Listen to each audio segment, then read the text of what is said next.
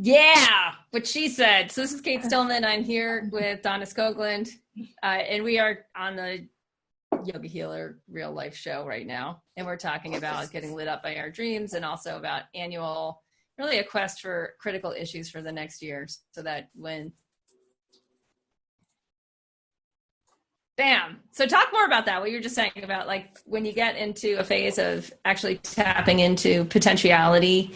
It just came up too on the Awake Living Forum of just the actual, just the whole universe expanding. And when we actually tap into like what the cosmos is doing and we align that like, well, we're part of this. And I highlighted some things. We'll put a link for that article, but just a sense of like, if the cosmos expands in every direction all the time, we might want to align with mimicking that behavior. Yeah. Yeah. And dreaming really, really big and letting your imagination run wild with like, what does the ideal look like? Like, what is, if you could, wave the magic wand and your future vision of, 10 years, 15 years, 5 years, even, it doesn't have to be that far away, but what would that look like? And make that vision so clear, so specific, and get so emotionally connected to it so that it's compelling enough that you raise your vibration to match that, and you then raise your behaviors and your identity. You have to then align your identity with that through the behaviors. And something else we were talking about is how you start to just take action, and then you start to see yourself as someone that can achieve that vision. But I think it starts with that, like letting yourself really dream and really go there, and something that might feel totally unattainable or scary or like, oh my God, like who am I to think that? But I'm just going to let myself go there. And so we're down in Mexico right now, and our life is somewhat idyllic. And it's fascinating to see how having that process in place over years, how it does create a life beyond the wildest dreams. And it doesn't mean that like, I get so caught up in the future of like the next stage of it. But it's fascinating for me to have this conversation with you, especially today, and looking back and seeing how, when we actually have a good strategic planning process in place, and we have a firm concept of the universe is expanding, my potential is also expansive. Mm-hmm. And we have actually strategy behind identity evolution to evolve into that person, because that person is really different. I remember when I first wanted to, have a bit of the life of the surf bum and get good at surfing on a paddleboard and things that were out of reach for me 10 years ago. Yeah. And then having Indy and wanting her to be in a global perspective, be bicultural and bilingual. And yesterday, it was interesting. My husband and I were paddling back. We have these really, really long boards. So when the surf's not that big, we take out these, they're crazy big. They're like 13.6. That's how long these boards are. They're huge. They're like, more than twice as big as I am. And we can go distance on them, but we also, because we're surfers, we can catch waves on them. And we went and we had this great, lovely sunset. The whales are, doing their thing in the background, and we're paddling back in, and we get back in, and somebody, just comments on our little walk up the beach, like, wow, I was hearing Indy playing with her friends, and all of her friends here are Mexican, obviously, because we're in Mexico. And she's fluent. That's awesome. And I'm like, well, it might seem like that to an outsider, like she's fluent enough, right? But like, don't give her a vocab quiz. You know what I mean? But she has these bicultural communication skills. And when I look at like, that's to me what identity evolution in the day to day is really slow. Mm-hmm. Yeah. But when we have a good strategic planning process, like you're saying, we can actually make a lot more happen. Yeah. A lot faster. Yeah. And that's to me where it gets so much more exciting. When we have a group working with the same strategy over time, we can see how like, wow, we can mutually reinforce this, and that actually accelerates the rate.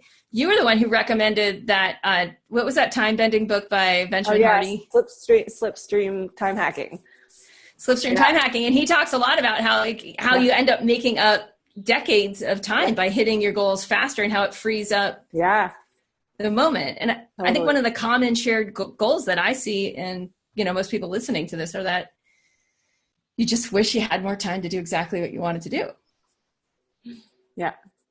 Yeah. Right. And so then that becomes the goal, is like, how do you change your behaviors so that that becomes possible, and that you have the kind of lifestyle that you want with the time? Because it's not just time, right? It's that you have a certain level of abundance, a certain level of prosperity, a certain level of relationship, connectivity, like that other things are lining up as well. Yeah, you're enjoying the time that you have.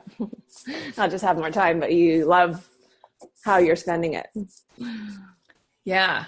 Yeah, totally. So let's talk a little bit about this.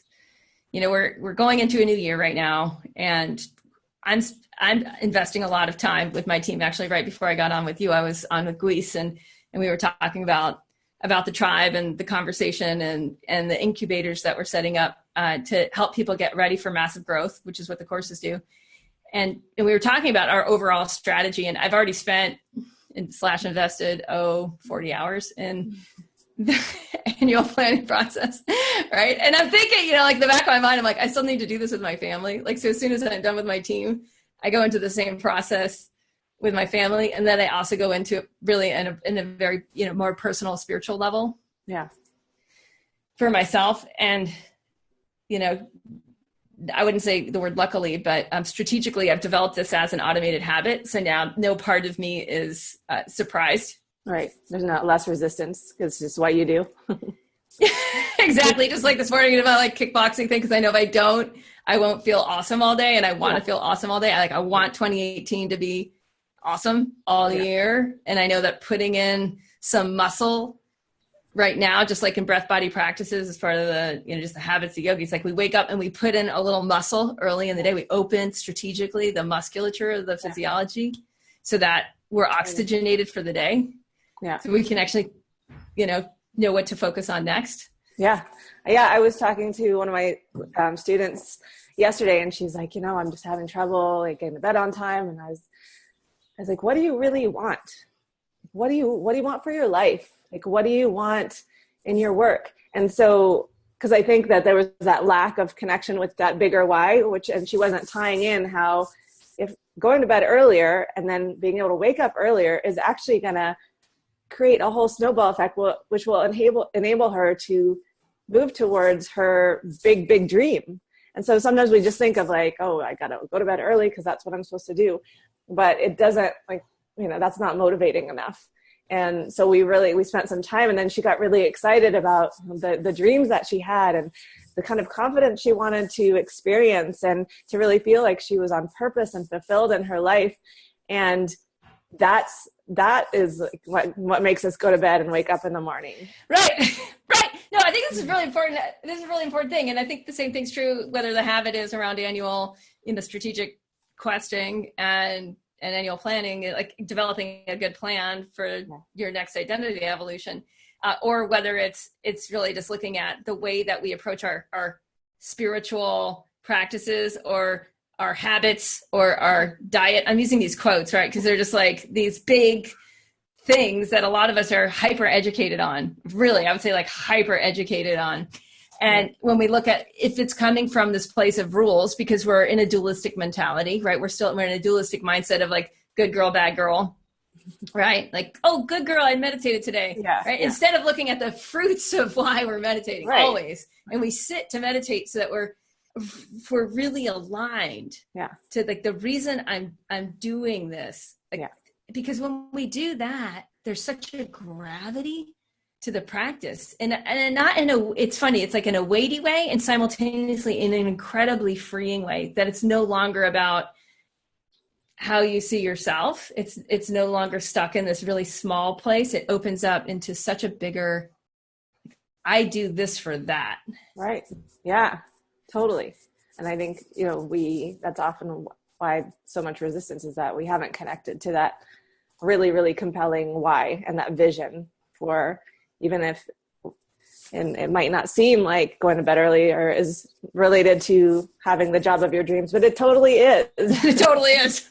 It is. I mean, in my experience, it's like your daily routine leads to living your purpose.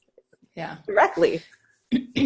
So I just want to say, like in Awake Living right now, I posted this morning this big thing on questing for your critical issues, and I can repost it here in this. I will do that actually right now in real time. But the thing about planning and the thing about identity evolution is we want to be super clear. There, it's now in the group. We want to be super clear about like what are, if we take a moment and we actually presence who we want to be next, just like Dana brought us to in the beginning of like that bigger dream, that feeling of, oh, when I loosen up all these mindsets and all these contractions around what I'm doing now and the problems I have on my plate right now, and when I really open up and actually can free my soul up enough to presence what's possible, and I get that down, like, and I receive that intensity of desire, because it usually does have a, wow, this is awesome. Like, I really, really want this for myself. And we just allow ourselves to actually fully presence that for even just a moment. Yeah. Right. And then we bring out like, what are the critical issues? Like, what's between me and that? And we take time and we do a brain dump on it. And we just, all of it, all the shadows, all the BS, all the constraints that are not BS either, that I've got to do this and got to do this, like all the current patterning. What I don't know yet, the constraints on time. A lot of people have a ton of constraints on time. Like they don't like their job and they got to show up 50 hours a week to put bread on the table or whatnot, gluten-free or not, hopefully. Shit is toxic. And right. And it's like, we actually take time and then we go into a reconciliation. If we're doing this right, now we're on a quest for how do I get there given this? How do I get there given my current state of reality? Like, who do I need to become? What do I need to learn? What can I leverage? And where I find most people can spend a little bit more time in this process is in the leverage. Mm-hmm. Like, what can I really call upon in myself that I have developed? Because a lot of us have these leverages that are just, they're the leverage points that are unawakened. They're just not, might be something you did 20 years ago. Like when I started leveraging my, a lot of the coaching I received in high school, like this goes back so freaking long, but I received a lot of really good coaching. Yeah. And I'm like, wow, I can leverage it, all this like hidden leadership, whatnot. And I can show up for my team. Like I used to show up for my soccer team as a goalkeeper, like, whoa, and so this is where, again, if we're on quest here and we're questing for, wow, this is what I want. These are all the critical issues, which is like, why I can't get there. And then we start to match those with leverage points. We start to actually be able to build a coherent strategy. And for many people, it's much more effective to zoom out in a 3-year perspective and set out like, this is where I'm going to get to. I know when I go back to before I owned real estate in Mexico, before we were coming down all the time, I just set it out. Like, I need to be in an independent work environment where I'm a location independent, right? So I can work independent of my physical location. I want to do, and I set a 24-month goal, like within 24 months. So then every decision I had to make in that 24 months, is this getting me there? Is it getting me closer to that? Or is it getting me further away from that? So I had a measuring post, right? And so for some people, if it's like a year's too close up, back it out 3 years. Yeah. And then say, in this next year, I'm going to do this. This is the chunk I can get to in this next year. And then build the strategy around that, which is I'm going to marry a leverage point with a critical issue. I'm going to leverage my get up and go. I'm going to leverage my breath body practice. I'm going to leverage this in order to transform this. Yeah. Yeah. And I think we also get, when we worry about the whole every step, okay, I don't know how I'm going to get from where I am now to that dream 5 or 3 or 10 or whatever years away. And if we get too caught up in that and the how, then that short circuits the whole process and we get paralyzed in fear and we're like, oh, it's too hard, I can't do it. But I think leveraging what we know. No, pause there. This is big. Because because it's like putting the cart before the horse, right? All we have to do right now. So again, like big dream, critical issue, brain dump, leverage points, right? And then marrying leverage points with issues. That's as far as we've gotten right now. Yeah. We're not saying how we're going to do it in the next year. We're not on the how level. And if we go, like exactly what Donna's saying, if we go granular right now, like just shot yourself in the foot. Yeah. Yeah. Because all we need to know is, and that vision will change, because who we will be in a year won't be the same person, and our vision will be probably bigger. So all we need to know is, okay, what's the big vision I have right now? And then what's the next step that I know right now?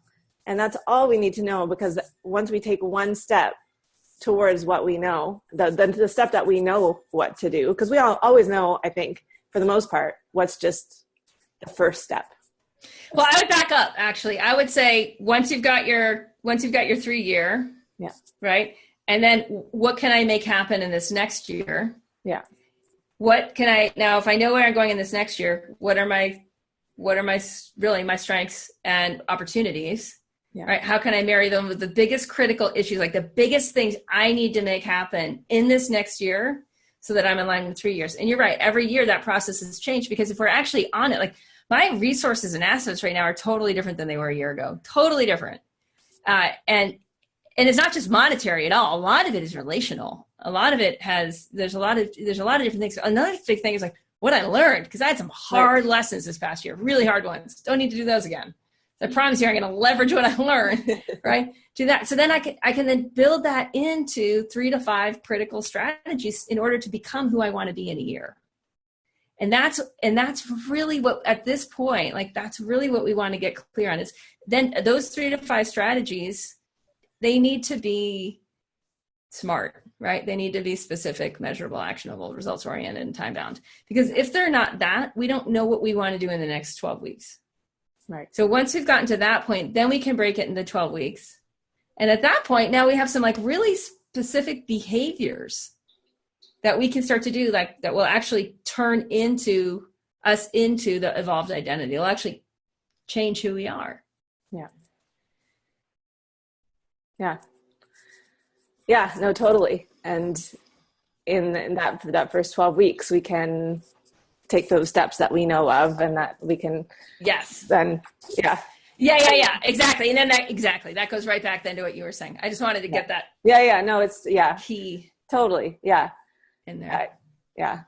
No, I Awesome. think it's huge. And taking the time to, I love the ALSW exercise for that. It's so powerful.